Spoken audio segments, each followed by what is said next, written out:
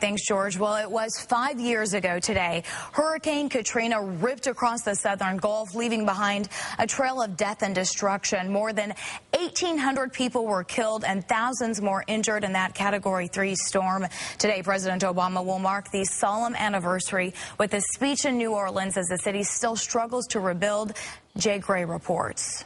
All right, you got it. As the recovery effort continues, later this morning, President Obama will travel to New Orleans as the Gulf Coast marks the 5th anniversary of Hurricane Katrina.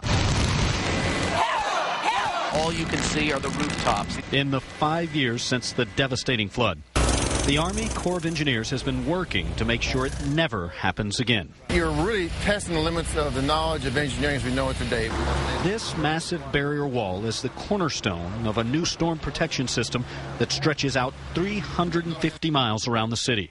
It extends the first line of defense 8 miles from where it was before in the lower Ninth Ward, 12 miles from the Superdome downtown. That's undeniable. The city is in much better shape than it was 5 years ago from the standpoint of being able to reduce the risk of hurricane storm surge.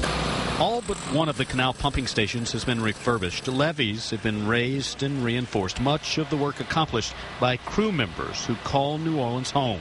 People live behind this wall. Their children live behind this wall, and their grandchildren live behind this wall. They're very concerned that it will work. And I guarantee you, they wouldn't be putting their children and grandchildren behind this wall unless they believed in it. A belief that so many on both sides of the wall pray will never be tested. Jay Gray, NBC News, New Orleans. The federal government was widely criticized for its response to the disaster. FEMA and President Bush were blamed for the slow timing and helping everyone affected with things like temporary housing and other necessities.